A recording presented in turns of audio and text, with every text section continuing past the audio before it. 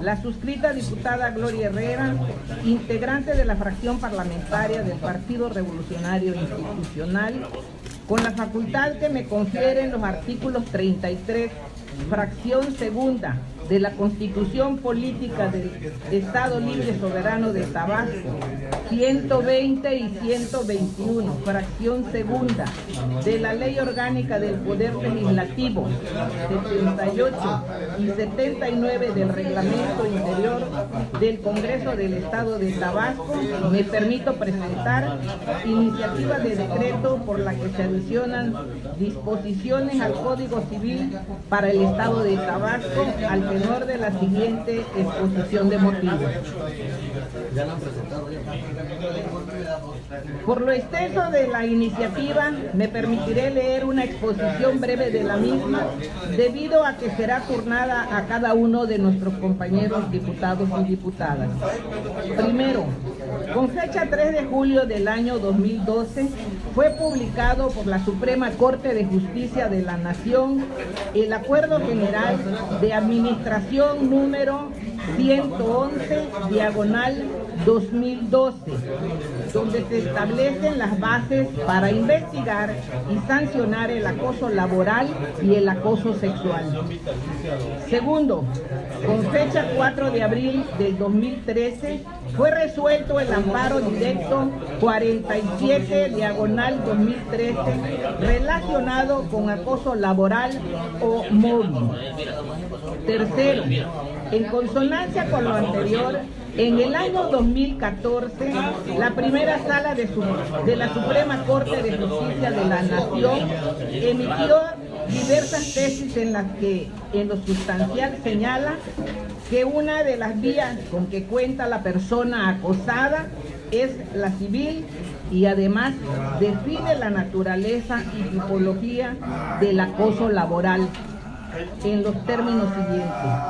Acoso laboral, mobbing, la persona acosada cuenta con diversas vías para hacer efectivos sus derechos según la pretensión que formule. La persona que sufre daños o afectaciones derivadas del acoso laboral cuenta con diversas vías para ver restablecidos los derechos transgredidos a consecuencia de esa conducta denigrante. Así, por ejemplo, si pretende la rescisión del contrato por causas imputables al empleador sustentadas en el acoso laboral, ese reclamo debe verificarse en la vía laboral.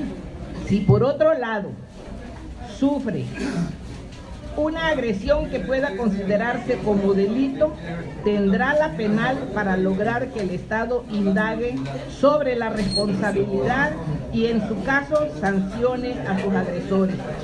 Asimismo, podrá incoar la vía administrativa si pretende, por ejemplo, que se sancione al servidor público que incurrió en el acto ilícito, o la civil si demanda una indemnización por los daños sufridos por esa conducta.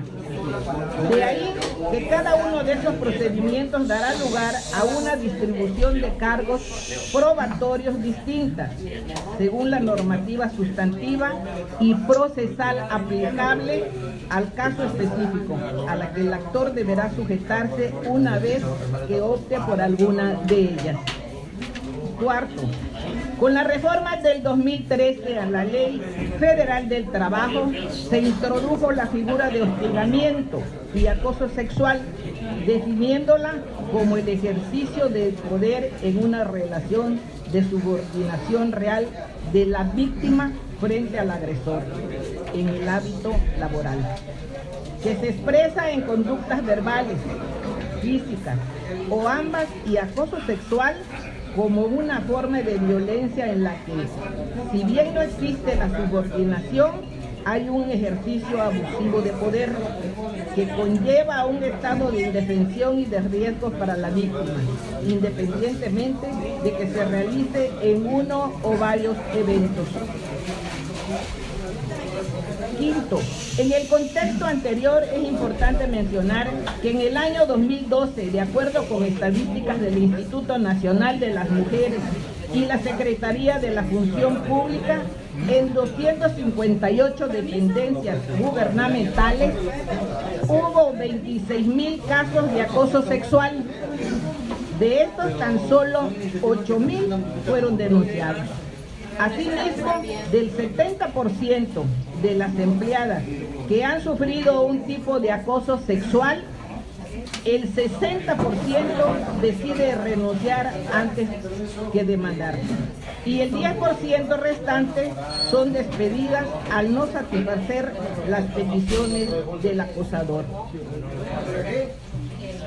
Sin embargo, de acuerdo con cifras publicadas por el INEGI, el 70% de los casos de acoso laboral son en contra de las mujeres, por lo que en el marco de la 61 sesión de la Comisión de la Condición Jurídica y Social de la Organización Internacional del Trabajo, celebrada en Nueva York el día 16 de marzo del presente año, se decretó como mensaje principal el siguiente: las mujeres tienen el derecho fundamental de trabajar sin miedo, debido a que se consideró que la violencia y acoso laboral es un problema de orden universal y afecta a todas las mujeres, sin distinción del nivel educativo, económico y cultural.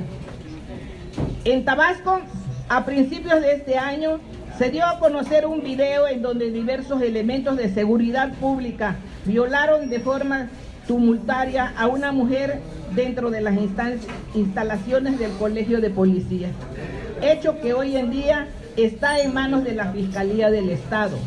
De lo que cabe resaltar es que seguramente antes de darse este hecho, la mujer agredida sufrió hostigamiento laboral o la conducta de acoso sexual laboral. Es decir, todo comienza como una agresión y termina en una violación o desenlace fatal.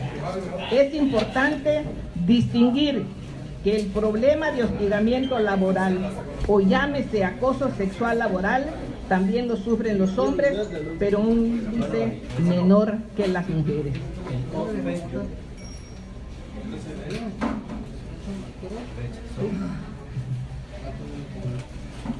En tal razón, tomando como referentes los criterios sostenidos por el más alto tribunal del país, promuevo reforma al Código Civil para el Estado de Tabasco en aras de ofrecer un abanico de posibilidades a la víctima de hostigamiento laboral o acoso sexual laboral, y decida qué vía le conviene más para reclamar del agresor la reparación del daño, y se obligue al mismo a que una vez que sea diagnosticado por la Secretaría de Salud del Estado, sea sometido al tratamiento que ésta le dictamine, y hasta en tanto obtenga la liberación del tratamiento, no será dado de baja en el padrón de agresores que la citada Secretaría genere.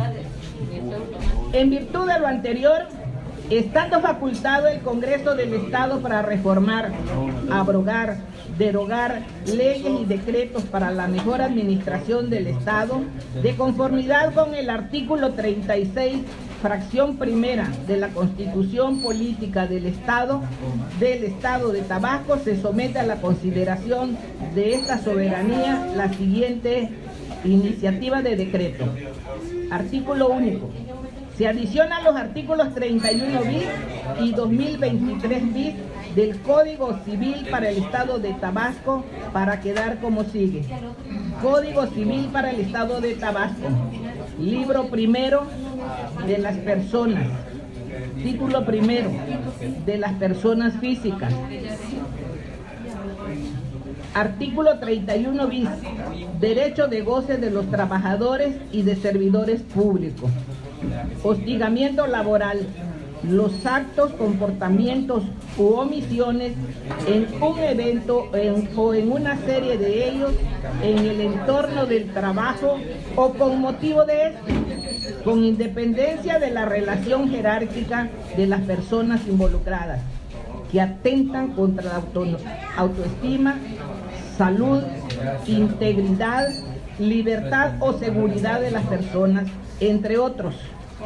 La provocación, presión, intimidación, exclusión, aislamiento, ridiculización o ataques verbales o físicos, que pueden realizarse de forma evidente, sutil o discreta, y que ocasionan humillación, frustración, ofensa, miedo, incomodidad o estrés en la persona a la que se dirige o en quienes lo presencian, con el objetivo de dañar el rendimiento laboral o generar un ambiente negativo en el trabajo.